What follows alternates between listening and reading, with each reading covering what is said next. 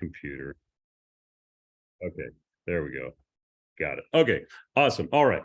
So let's go to this Excel sheet that so this thing is just so awesome. And like I said, if you've never worked around Excel, I know I hate to admit that, but I'll just be brutally honest with you. So here, we've been I've been a commercial beekeeper for like 12, 13 years. I've been working around bees for 23, 24 years. And I use that as a backdrop that even with all of that experience, this is a tool that I have not utilized nearly enough. We are this year, because once again, like I said, a couple of years ago, we lost 45% of our bees. And the only thing to blame was that I was not being as proactive with just keeping on top of the mites the way that I should have been. At the end of that year, where we lost the 45%, I got really, really serious about just being 100% on top of treating for mites. And this spring, our bees they look better than they ever have before. And so that's what kind of connected me with this model of saying, okay, I'm going to take this model now as well and plot out what does it look like for me to have a mite treatment regimen that's going to set me up for success, that's going to make sure that my bees survive. And this is what it is. And like I said, don't let it overwhelm you, because it's pretty straightforward. I mean, you can, if you're a nerd that is inclined towards figuring out and understanding, Randy Oliver is a scientist. So he's got all the depth of stuff, as deep as you want to go into this. But for most of us, I'm a business owner. I've got a lot of things on the go. I'm sure most, if not all of you watching, this beekeeping thing is going to take a very small slice of your life. Your time is important. My time is important. And so it's real easy. We'll send the link out for this. You can download it, go to his website. It's totally free. And the first thing you're going to do, if you can see my marker here, is you're going to go to colony type. And I'm just going to assume that those of you joining us are buying a nuke from us or bought a nuke from us. If you have a hive that's overwintered, then you're going to keep it in D here. But if you bought a nuke, go to over here in this green, click where this D is, and we're going to put an N for nuke. Now, here's what you do. So you have this graph here, and can you all see my little clicker thing here? Let me just access my my chat doohickey just to make sure. Can everyone see that? See the clicker? Okay, back to what we were doing here. So you have the whole calendar year, January through to December. And what each one of these yellow boxes represents is a mite treatment. And obviously, whatever mite treatment you do is going to have a different efficacy or a different rate of how well it kills the mites.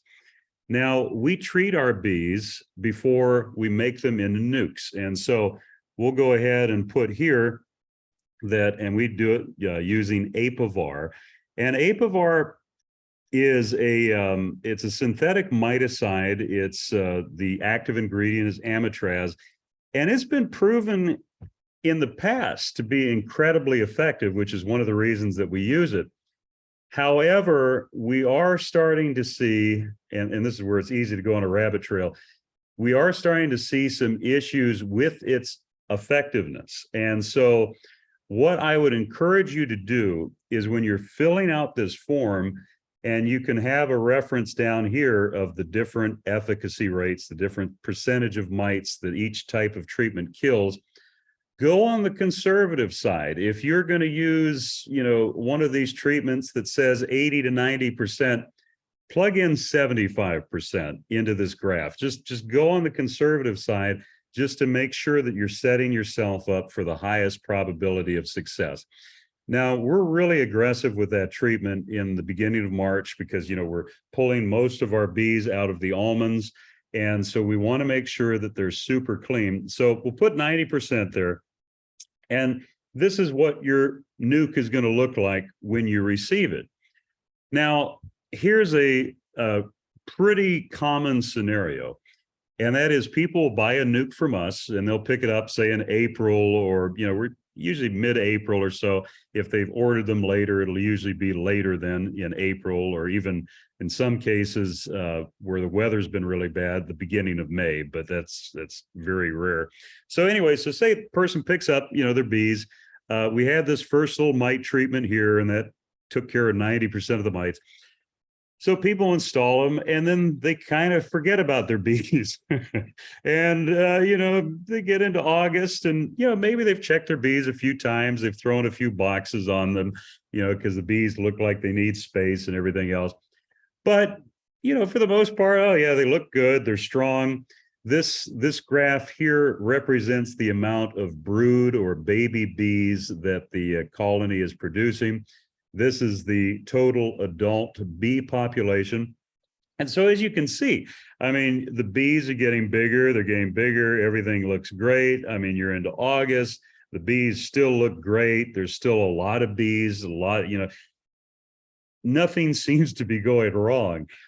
But this is the problem with mites, is that they are very sinister. They carry about, what is it now? I think it's 22 different types of viruses.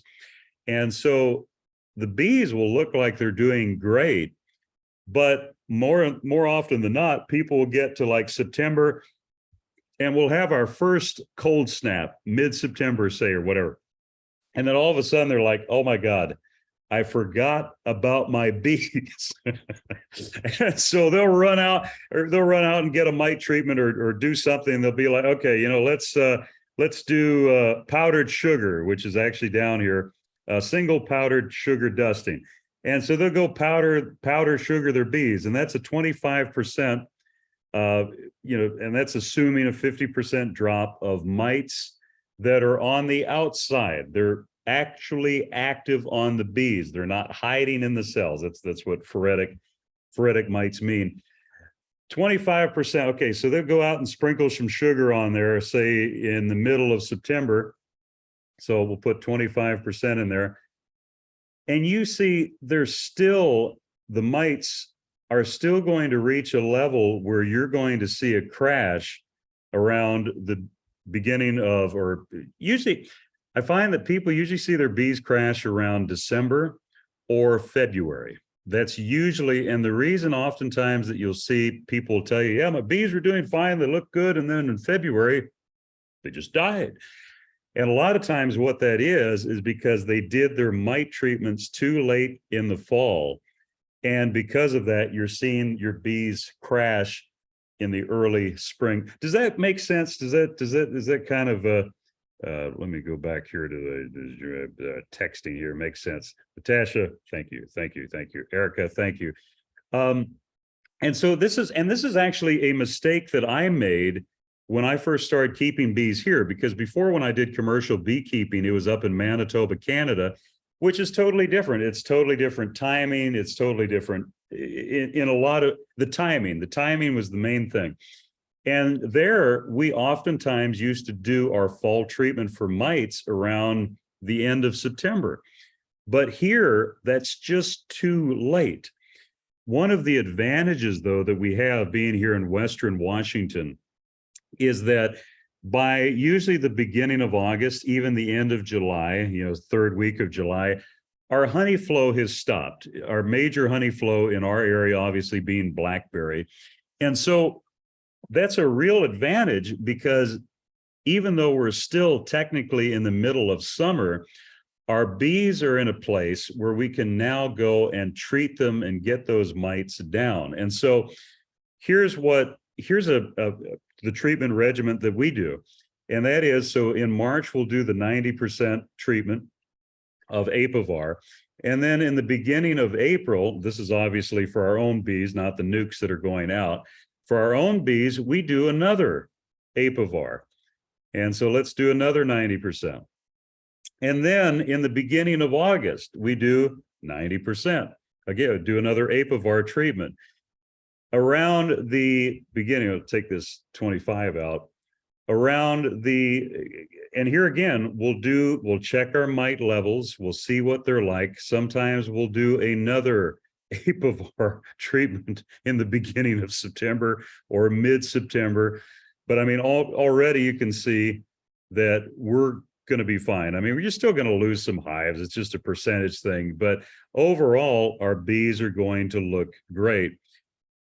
Here's another thing, though, is that in the middle of November to the end of November, we do an oxalic acid vaporization, which is about 75%, but we do that 3 times in a row. And so, I mean, long story short, without getting in the weeds of what we're doing, as you can see, we're treating 5 times a year to keep our bees consistently healthy.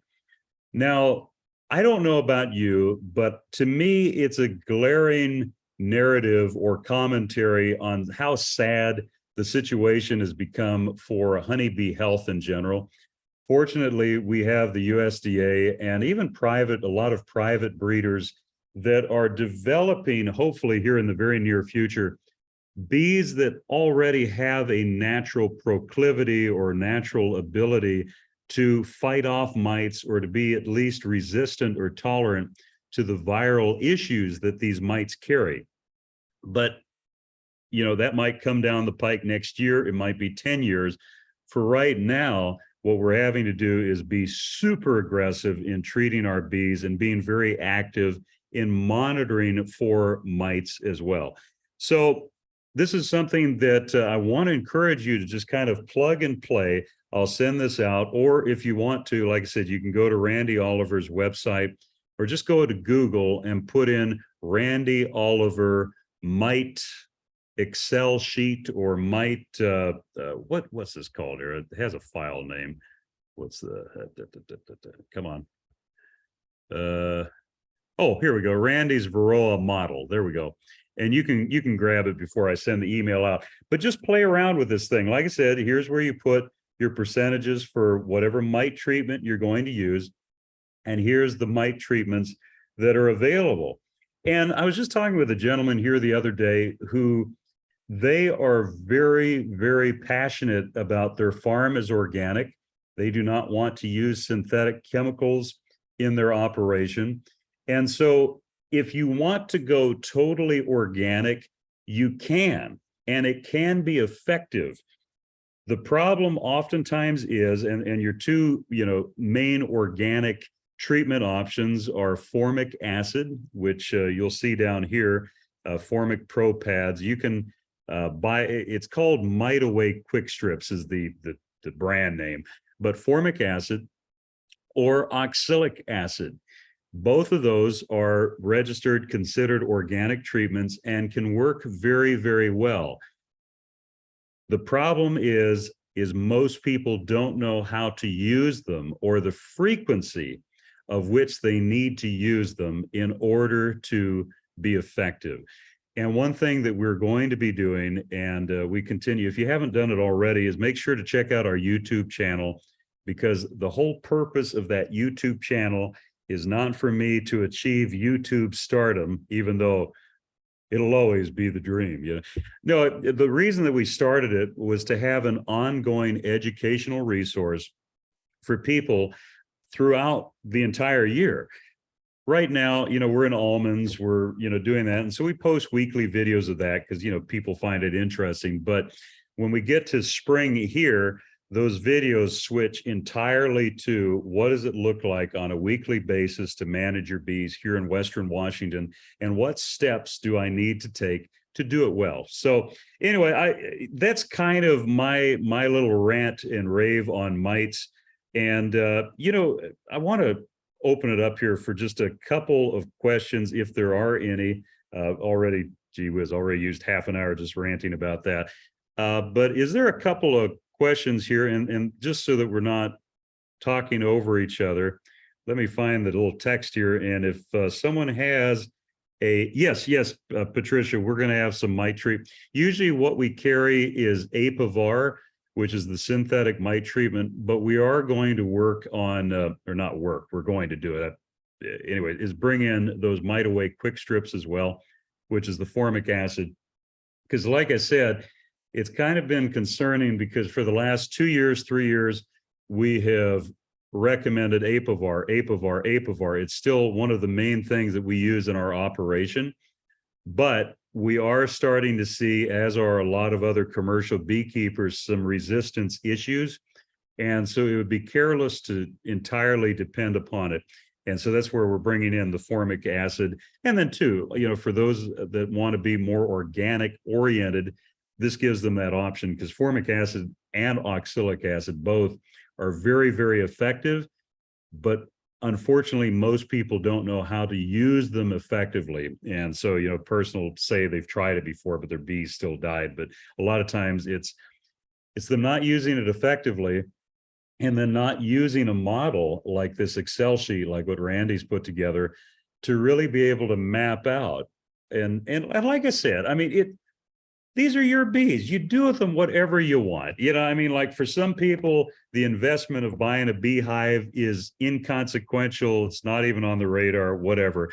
But for most people, this is something that they're not just investing their money in, but they love the bees. And the more you work around them, the more you love them.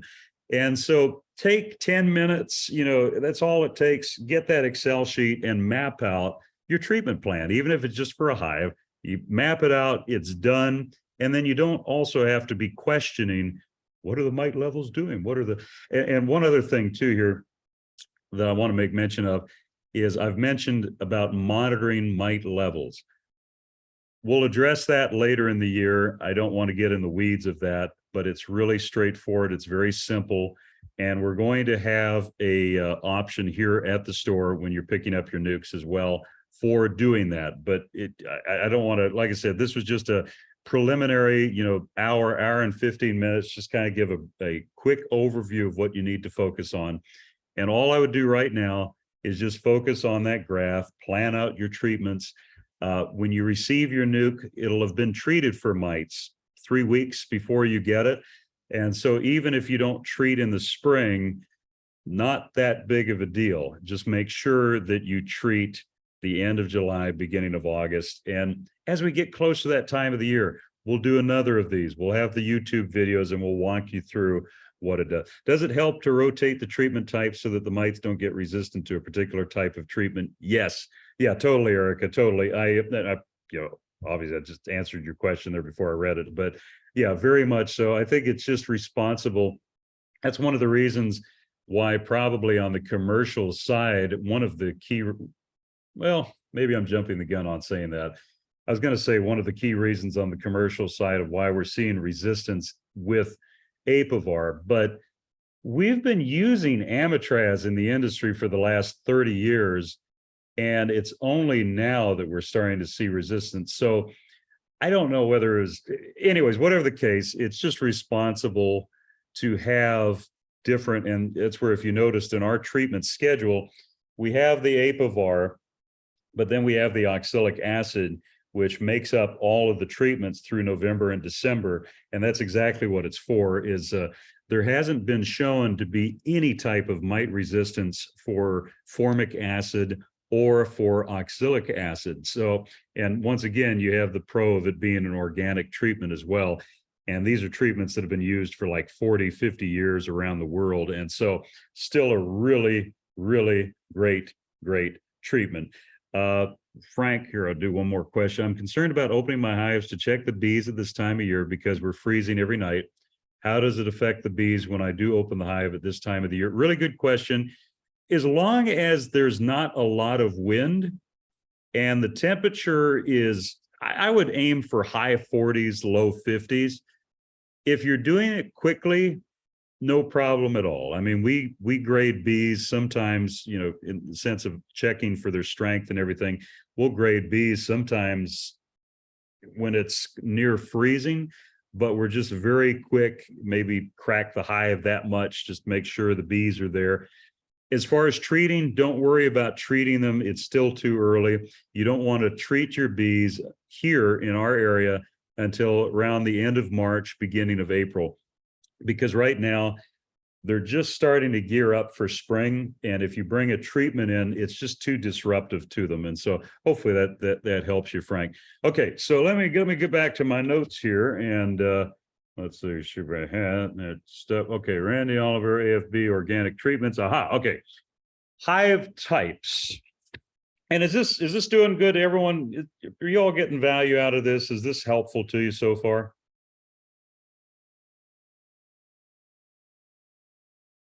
Cool. Like I said, the way that my mind and personality is wired, I am after the greatest return for the most minimal amount of investment and or time that I have to spend on something, which sometimes comes back to bite me. That can sometimes be a bit of a character issue that I've had to deal with. But really, I mean, when I look at beekeeping in general, the whole mite thing, honestly, man, at this point, that is 95% of it. All the other stuff is important too, but the mites will be sure to kill your bees at the end of the day if you're not on top of that. And then, who cares about the other stuff? So anyway, okay. So hive types, we use Langstroth type hives, which are, your regular type of, let's see here. Oh, I got to move this somehow. There, that works. And then, oh, hey, there's where that makes me feel stupid. I was wondering where that thing went. Okay. So here, hive types, beehives. So this is your common Langstroth hive. What we do in our operation, and here again, I'm going to tell you what we do. The fun of beekeeping is that you literally have a myriad of ways that you can do different things. Yeah, like as far as the different hive styles and all this stuff. And that's a large part of the fun of it. So, I'm just telling you what we do. And I'm also going to strongly suggest that for your first year, second year, that you kind of go with the route that we're suggesting, just because, here's a perfect example is that people ask me a lot of time about the flow hive. And the people who designed the flow hive, interestingly enough, actually, there was a design of a flow hive that came out in a bee catalog back in the early 1900s, like 1912, 1913, pretty interesting. But, you have this company that came out with the flow hive. They did a brilliant, brilliant job of marketing it. The first time I saw it, I wanted one. The problem is that putting your bees in a flow hive is not a natural environment for them. It can be done. It can be done, but you want some experience beekeeping first before you do that. And so the flow hive, there's definitely some like just practical operational concerns that I have with the design of it. Nothing major, just kind of thinking out loud, practical things. But I would just advise to stay away from some of those until you've got at least your first year, second year under your belt, and then start experimenting with those.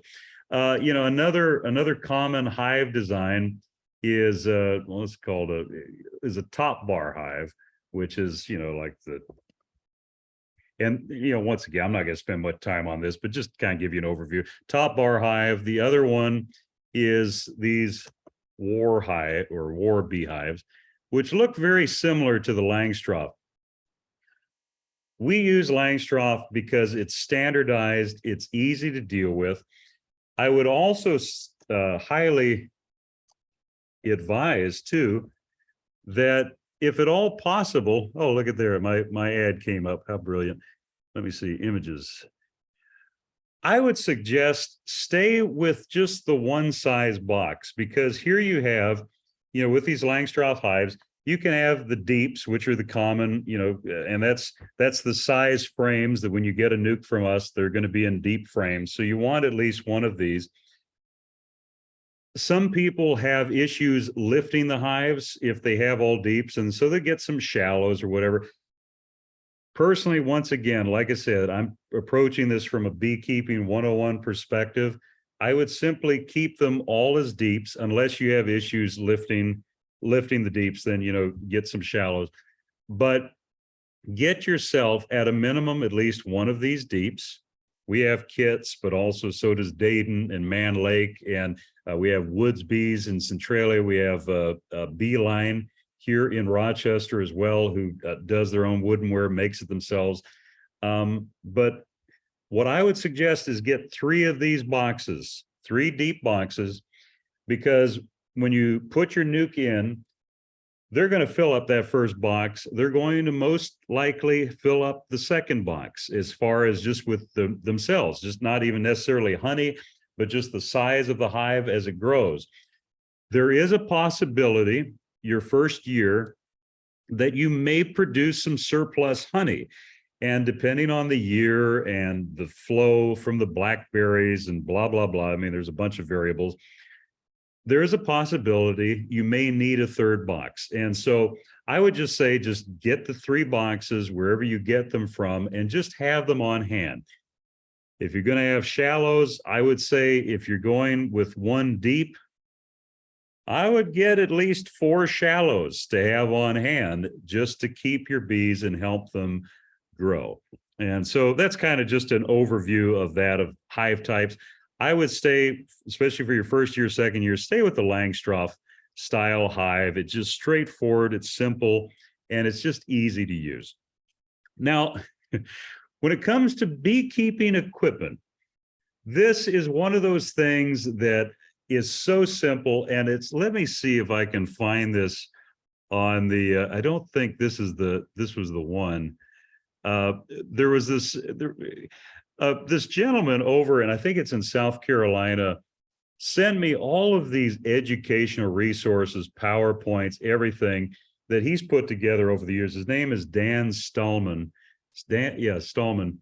And he provided all of this to me for free. And the whole deal behind it was that I told him I wanted to provide it for people who are coming buying bees from us, or even people who just are tuning in, to have this type of educational resource to set themselves up to maximize themselves for success. And anyways, he has on one of these slides, I'm not going to bother trying to find it, this slide of beekeeping equipment you need. There's a picture of a hive tool. There's a picture of a smoker.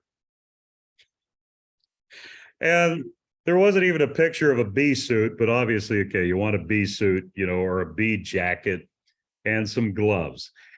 And really, for beginning, that is all of the personal equipment that you need.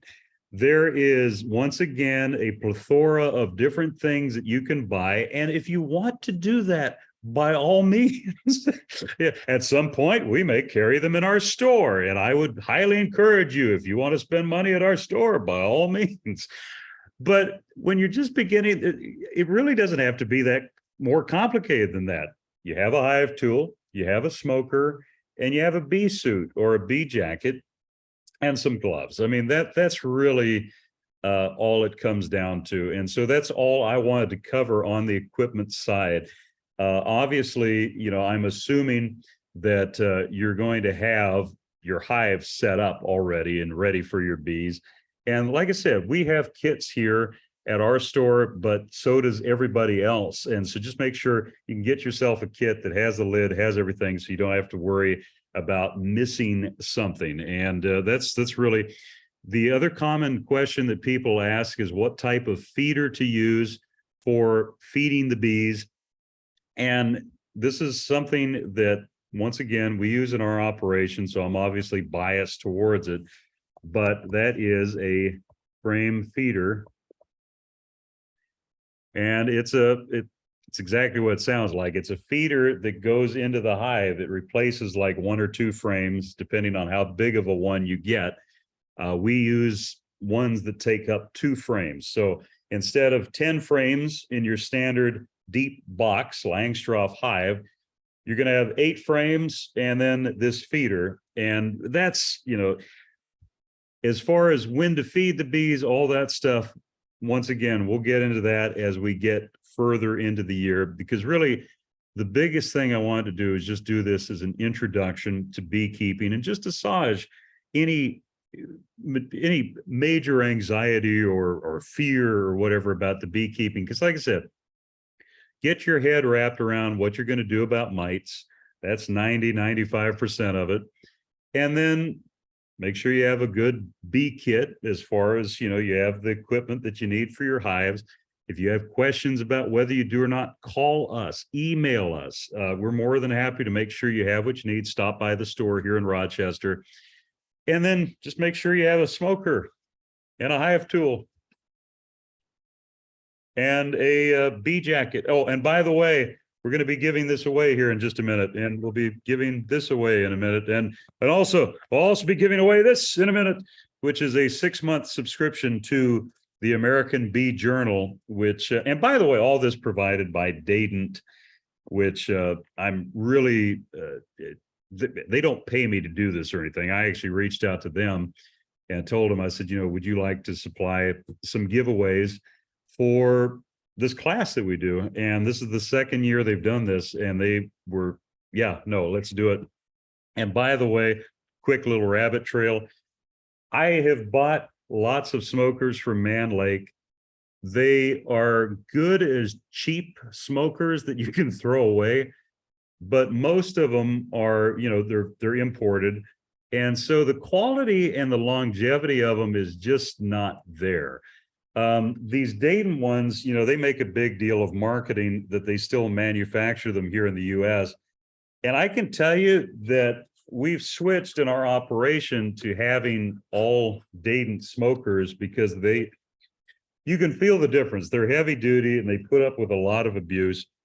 And I think if you're comparing prices, I think the difference between a Dayton smoker and Man Lake, which is, Man Lake's kind of like the Walmart of beekeeping supplies, they've got a big selection, and a lot of times they'll have some of the cheapest prices. But it's I think it's like maybe $8 more for the Dayton one, and it's well worth it. Anyway, okay, so enough about that. Another common question that people ask, especially if say you're working with or you have young kids or your family members, bee allergies. If I can just give a little bit of advice about this, and that is that when you work with your bees, whatever clothes that you wear, try and separate those or keep them away from your family members when you come in. The reason for that, and this is something I probably need to be a little more proactive on educating myself about, is that the immune response that the body has is different when it comes into contact with venom on the exterior of your skin versus actually being stung. And so it's interesting because usually about 1% to 3% of the population will develop or has an allergy to bee stings. In beekeeping families, especially in commercial beekeeping families, that ratio is closer to 10%. And it's because of this immune response that our bodies have to being exposed externally to the bee's venom versus being stung. And so, obviously the other option is to try and sell your family members that they need to get stung on a regular basis, preferably about once a month. But I understand that's kind of a hard sell sometimes. So just on the bee safety side, bees are awesome. I mean, I could go on and on about how you can handle them and they're gentle and everything else, but you're going to get stung. And it's not that big of a deal for most people. But my daughter, she's 9 years old. She goes into anaphylactic shock within about 5 minutes of getting stung. And we're actually just starting the process of having her go through a sting treatment plan because she misses being out with the bees. She used to go out there in her little bee suit and help me. She really misses that. And so she's, we're going to start her on that, but it's like a year commitment to get her to the point of where it's not as dangerous for her to get stung by bees. So just on the safety side, whatever pants you wear, or if you're wearing a full bee suit, you probably want to take it off while you're still outside, keep it in the garage or somewhere away from where other family members are going to handle it. Because once again, it's just a very common issue that we deal with in beekeeping. There was one other thing that came. Oh, when I was being taught by my original beekeeping mentors, they were from the school of thought that you would take a person out to the bees and get the crap stung out of them. And if they still wanted to keep bees, maybe they were going to make the grade.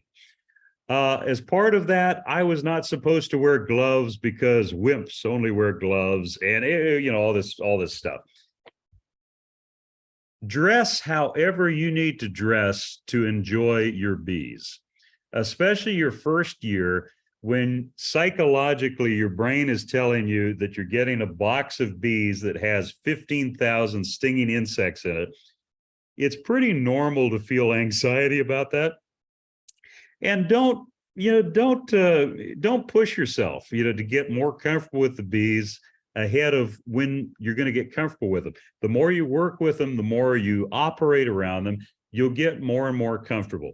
Because of just the mass of hives that we deal with, oftentimes, say probably at least 9 times out of 10, I'm wearing gloves simply because we're just working with so many bees, and I can't be paranoid about putting my hand on bees all day long. And plus, too, I'd probably end up, God only knows how many times I get stung. I already get stung a lot, even though I'm wearing gloves, but just because we're working with bees all the time. But there is a lady, and this is where I was going with all of this.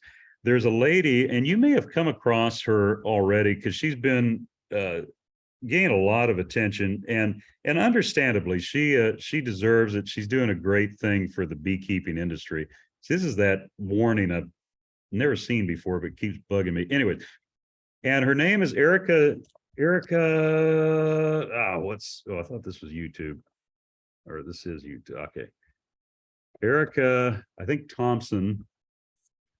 Erica Thompson, yeah, beekeeper.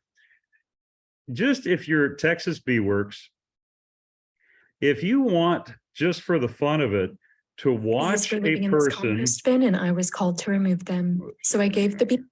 Watch a person who knows how to work with bees and not have to wear all of the bee suits and everything. She is a great one to watch. This is something that you can do if you only have 1 or 2 hives. You can go out, and it's actually somewhat meditative. You can go out there and just enjoy your bees, but I don't recommend doing that your first or second year. You need to start to get used to just operating the bees, manipulating the hives in a way that doesn't anger them. And let me just give you one tip on a key mistake that people often make. And sometimes I do it too if I'm not paying attention, but this can really get their bees riled up. And that is, you have your standard frame and say it's set here in a hive box. Actually, here, let me go to the full screen. I keep forgetting that I'm sharing my screen here. Stop share there. I've got way too many tabs open here on my, okay, there we go. Okay, so you have your frames sat here in the hive. This is in the hive. A lot of times when a person approaches the hive, they're going to pull the frame of bees out. They pull the frame out and they start rolling it towards themselves. Now there's obviously another hive, right, or another frame right here. And as they start to pull it towards themselves, they're going to roll a bunch of bees. And bees, when they get rolled, for some unknown reason, release alarm hormones. Who would have thought? A living creature releasing alarm hormones because they're getting crushed. I mean, it's the strangest thing. No, they'll release a bunch of alarm hormones, and the hive will go from a 1 to a 10 really quickly, or at least the bees on both of those frames. And so that's probably one of the most common things. As part of that too, oftentimes people, when they open up a hive, will try and take out a frame that's closer in the middle of the bees. Instead of, what you really want to do is you open up the hive, take out the frame that's the closest or furthest away from the middle of the hive. So this is frame 10, 10, 9, 8, 7, 6, 5, 4, 3, 2, 1. Take out this one so that you have room to pull the hives a little bit before you pull them out. Because once again, you can also roll bees, obviously, if you're pulling out a frame from the middle of the hive and it's covered with bees. And so anyway, just stuff like that. But I would highly advise, check out this Erica's YouTube channel here, Erica Thompson, or Texas Bee Works, and just watch her. Just watch the way she handles the bees, and you will get an incredible education on being able to handle bees, even if you're using the suit and the gloves and everything else. You're going to get incredible education on how to do it in a way that does not stress out the bees. When it comes to your smoker, your hive smoker, it's one of the most important tools between that and your hive tool. And that's, like I said, that's really the three things: your hive tool, your smoker, your bee suit, veil, whatever you want to use for personal protection. Your smoker, the best fuel that you can use is burlap bags. And burlap bags you can get so easily, especially around here in our area. Just go to a coffee roastery and ask them, can you save a bag for me? For those of you who are going to have one or two hives, one of these big burlap bags that the green coffee beans come in is probably going to last you, 3 months, 4 months. And I think usually you can buy them for like a couple of bucks a piece. They are just the best fuel that you can use. And once again, too, we'll be releasing a video on our YouTube channel as far as the best way to light a smoker and what have you. You can buy smoker fuel from any beekeeping supply place. And if that's what you want to do, go for it. It's whatever works for you. But at the same time, burlap just works absolutely wonderful. I saw here out of the corner of my eye, Erica, about pine needles. Pine needles work great too. What you're wanting to do with a burlap bag or pine needles is you want to build a fire in the smoker and have a coal base. So whether you use sticks or whether you use whatever, and then the thing that we oftentimes use, most of the time we just use the burlap bag. We don't mess with anything else. But before, what we would oftentimes do is use wood pellets, just like your regular wood pellets that was it like, I don't know what it is now, but it's like $10 for a 50-pound bag, which will last a long time. But we used to put some newspaper, a handful of wood pellets, light the newspaper, get a good coal base through the, from the paper burning and then igniting the wood pellets. And then once the wood pellets had a good coal base there, then we put a bunch of burlap bag on top of it to cool the smoke. The burlap, as it burns, creates a really nice white smoke, but it's a cool smoke as well. And pine needles, the same thing. Just make sure that the smoke is cool, because for some reason, once again, when you put hot smoke on bees, it makes them angry. Not that I speak of experience or anything, because God, I'd never do anything that stupid. But yeah, no, I every once in a while, still, I'll just, the burlap will be burned out or getting to the end of its life, and I'll be smoking, and all of a sudden I'll see the bees getting really irritated and angry. And if you feel the smoker, feel the smoke.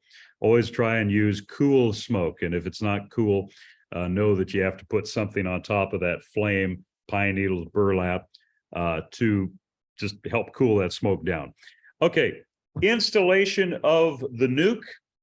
And that's going to pretty well wrap it up for just to go over the introduction of the nuke, and then I'll take some questions and we'll do the giveaway, and that'll be it.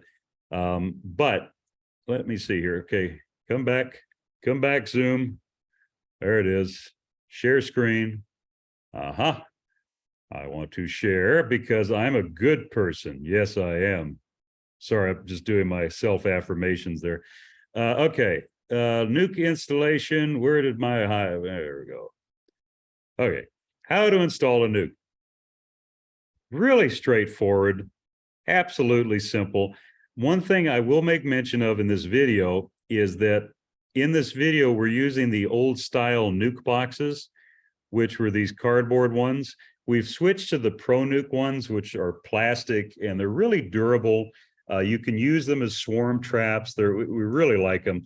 But the mechanics aren't that different. I mean, it's 5 frames in a box, but just so you know, this is from a couple of years ago. We actually need to update the video, but the important thing These is, that are left there, I can just glance and see the queen's not there. let me mute my, God knows I don't need 2 of me talking. That would just be overwhelming.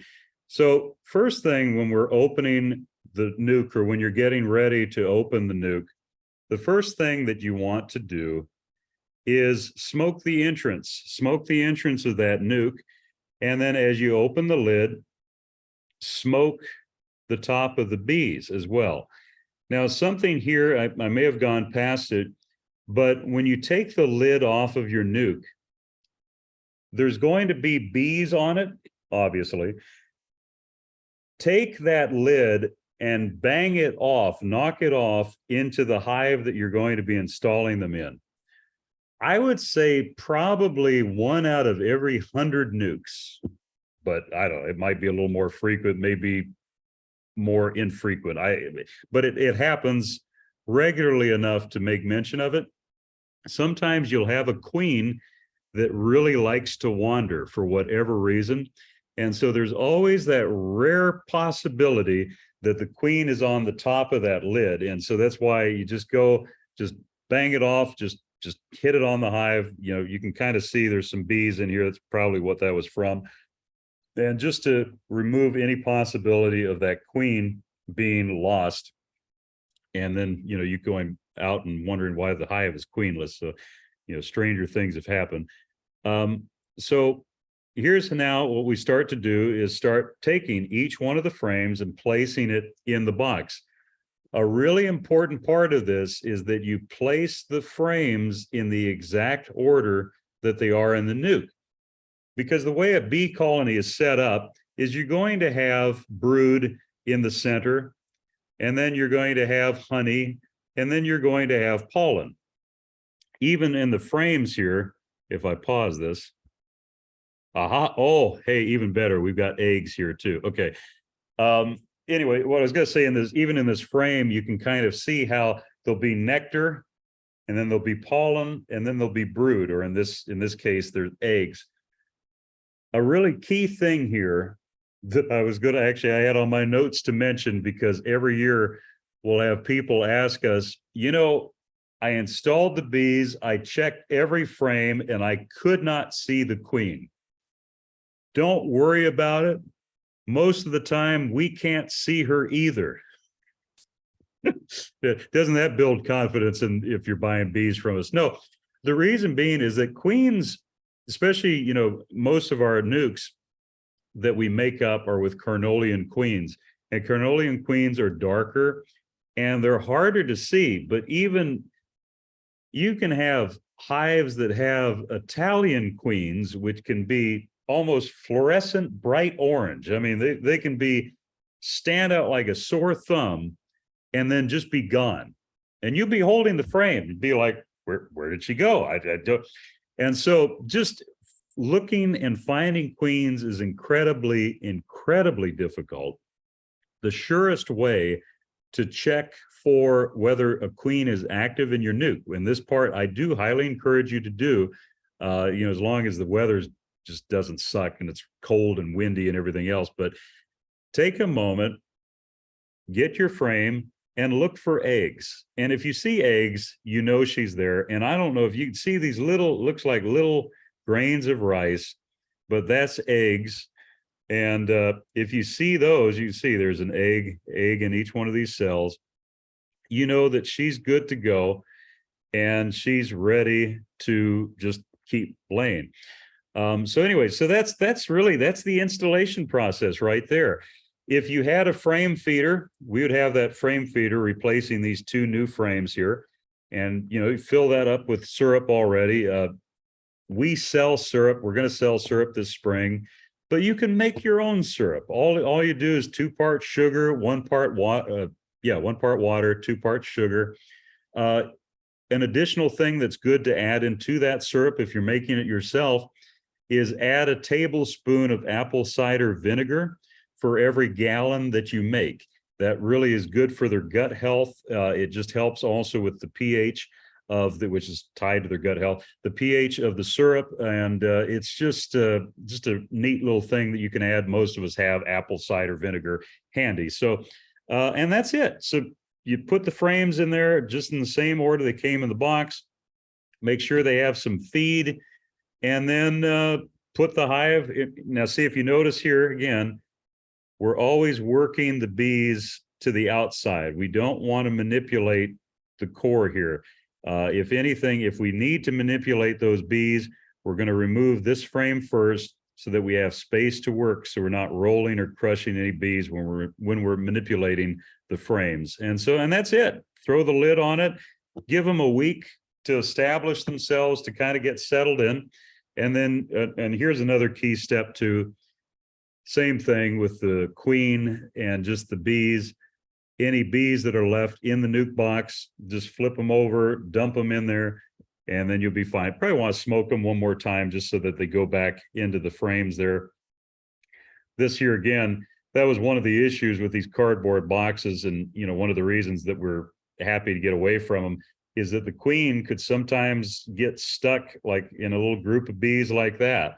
And so, I mean, these were the standard nuke boxes for years, and we liked them, you know, when we were using them. But these plastic ones that we've gone to, the Pro Nukes, are just so much better and just so much easier. Yeah, so smoke them down, and then put the lid on them, and you've installed your nuke of bees. It's so straightforward, and it's so simple. And that's kind of that's really all I wanted to cover this time, just to keep from, you know, overwhelming.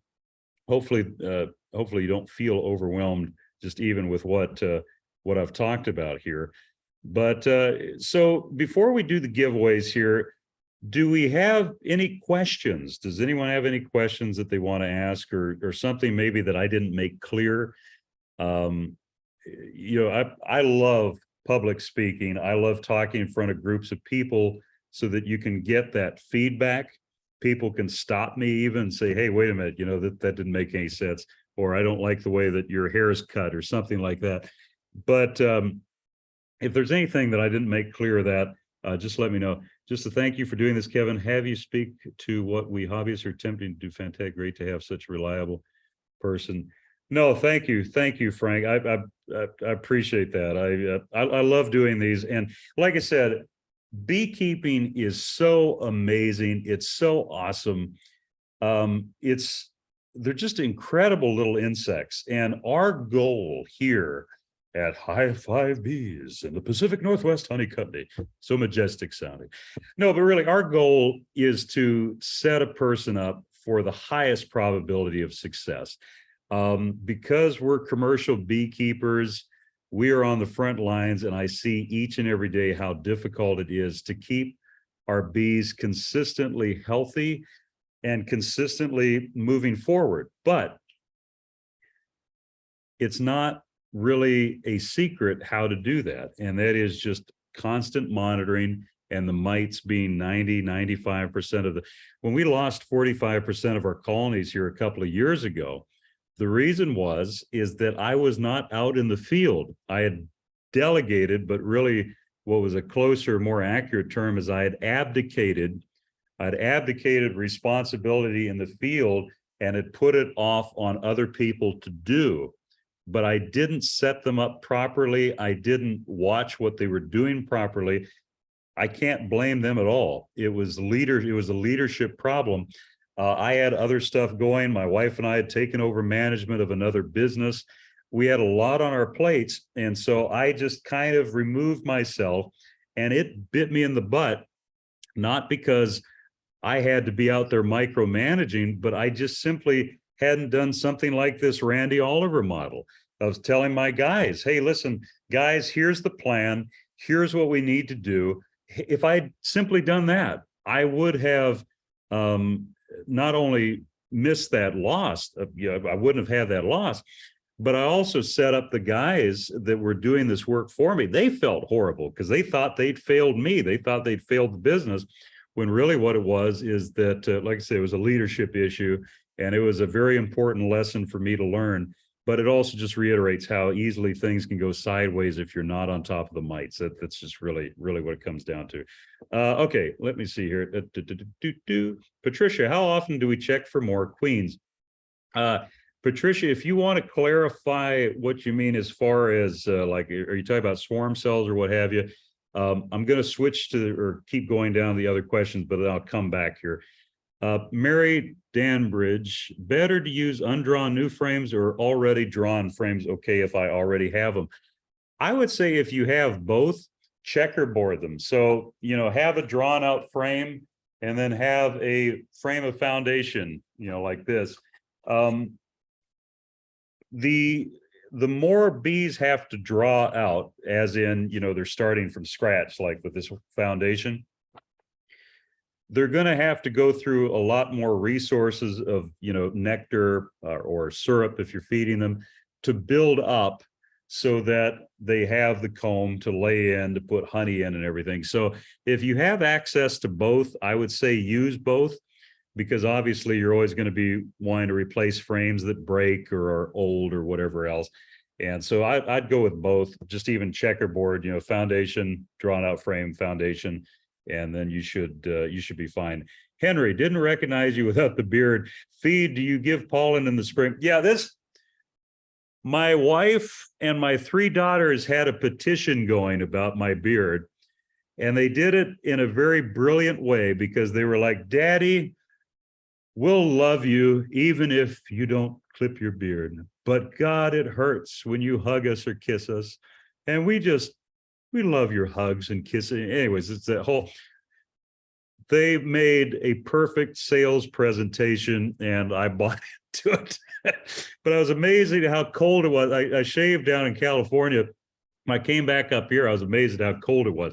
Yes, we do give pollen this time of the year. So if you have a hive that is overwintered, now is a good time to give them pollen to help stimulate brood rearing, or to help stimulate that queen to start building up the nest, building up the population, so that you can take advantage of the spring as the weather. Yeah, and we have those little yard lilies, those purple lilies are coming up everywhere. That's a good pollen source for the bees. So if we get good foraging weather, like even when it gets up to like mid 50s, even low 50s, sun comes out, you'll see some activity from the bees. Steve, I would like to know, whenever you have more of these classes, as this was very helpful and enjoyable. Steve, we're going to make a point of it. Like I said, we're doing most of my attention's on the YouTube channel, just because as we get into the beekeeping season, it goes pretty nuts. It gets really busy. And the thing I like about the YouTube is that while we're in the middle of these manipulations, I can just grab my phone and, okay, here's something that's educational. Let's film this and, you know, video it, and then we upload it. If you notice, I mean, I had, anyways, yeah. So that's where most of our attention is on the YouTube channel. But we are going to do at least 2 more of these throughout the year, if not some more. Because I love doing them. And like I said, too, it goes into what our mission is as a company, which is on the nuke side of it, providing people with bees. We really want to see people succeed and enjoy their journey with bees. And throughout the year, those of you who may not know this already, always feel free to reach out to us. Always feel, whether you email us or call us, whatever way. Seems like text is another way. You can text us. Our company number, the 360 number that you'll see on the website, goes to a cell phone. I mean, we've got a landline here, but we use it for faxes and stuff, which, you know, that's not exactly frequent anyway. But you can text us pictures of what maybe is concerning you that you're seeing in your bees, and we can address that. So back to Patricia, swarm cells. You usually won't have to look for swarm cells until after you've installed your bees, a couple of weeks after you've installed them. You shouldn't see them anyways, just because you're dealing with queens that are going to be 2023 queens. And so they're not going to be inclined towards swarming. But sometimes, just like what we were talking about, sometimes when you give bees a lot of new foundation like this, which you have to do in the beginning if you don't have drawn out ones. Sometimes bees would rather swarm than build wax on those. And so I would say 2 to 3 weeks, and then we'll be doing videos as far as showing you what do those look like, and just so you have that. Henry, I have the same issue. I'd imagine, I'm not sure what that was, but Henry, hopefully whatever question you had there was answered. If not, we'll just go ahead and clarify it on here, and I'll try and get that for you. They guilted you into shaving it off. Totally, total guilt, and it was done with love too, which it's hard to argue against that. Yeah, it was the beard. Yeah, Henry, we need to start a support group. Yeah, but anyways, and for those of you who are new, Kevin and the gang do answer. No, thank you so much, Frank. Let's do giveaways here, and we'll do this real quickly and then let everyone off to enjoy the rest of their Saturday evening. And once again, thank you all so much for spending this time here with us. Okay, so what I'm going to do is I'm going to ask a question, and then you can put a period, you can put a comma, whatever. It's kind of like using this text as a buzzer. The only thing is, though, is you're disqualified if I see that pop up before I've said now, go to. So I'll ask a question, and then you can put in, doesn't matter. I mean, you can put in any random thing from your keyboard. Like I said, it's just like a buzzer. First person there, I'll ask them, okay, what's the answer? If they get it right, you get the gift. If not, then we'll go to the next person down and such. Hopefully that makes sense. Kind of been trying to get this better every time I've done this, and I think this is about as close as we've gotten so far. So, okay. So as far as I'm going to go back to mite treatments, and that is, what are at least one of the two, and this is going to be for the 6-month subscription giveaway, 6-month subscription to the American Bee Journal. What is one of the 2 organic mite treatments available to beekeepers? Now, if you can say both of them, that's even better. But if you can only say one, that's fine too. Uh-oh, nobody's answering. Something's wrong. Oh, Natasha, or Nina, you got it. You got it first. Natasha, better luck next time. That was really close. Formic and oxalic acid. Nina, you got it. Nina, if you can do me a favor, and I'm going to put in my email address here in the text, Hive5Bees. You can see that. Nina, if you can go and email me your mailing address so I can mail this to you, and then you can get this mailed to Dayton so they can get you subscribed ASAP. One quick thing, this journal, it's monthly, and I think it's like $29 a year now. It is so worth it. It is so worth the subscription. I mean, just so worth it. Okay. Next giveaway. Oh, and let me clarify too. You don't have to type out the answer in the text. If you want to just put like a period or a letter or something that just kind of puts you first in queue, and then I'll ask you what the answer is. And so don't feel you have to be in a rush to write out the answer. So here's a question for this J-hook Hive tool. And that is, how many different types of bees are there in, well, you know what? Heck, no, you know what? I didn't go over what those types are, so that wouldn't be fair. So here's another question. When you're installing your nuke, oh, okay, Nina, hang on. Let me just copy and paste that so that I don't lose it. When you're installing your nuke, you're not supposed to look for the queen, but there is something you can look for to tell that the queen is there. What is that? Okay, Henry was the first one. Henry, you can either unmute yourself or type it in there, whatever you want to do. Aha, eggs. You got it, Henry. And Henry, this beautiful J hook thing, which probably can be used for shaving as well, is yours. And if you can do the same thing, just in case you didn't see my email address, let me again. If you can email me, Henry, your mailing address, and if you're local, you can come pick it up, but we also have no problem mailing it to you as well. So yeah, your brand new J hook shaver and hive tool. There you go. It's okay. Grand prize, and this is just such a beautiful smoker, and it's this is just absolutely great. Okay, so once again, this is going to center around mite treatments. How many mite treatments do we do in our operation on an annual basis to keep our bees alive? And wait until I say now, because I've seen some people, but I want to be fair here. I'm going to count down from 3, 2, 1, and then like I said, first person that's typed something in there, I'll go to them as the cue. So to be fair, here we go. 3, 2, 1, go. Okay. Let me see. Henry, you got it again. Henry, what's the answer? 5. Good job, Henry.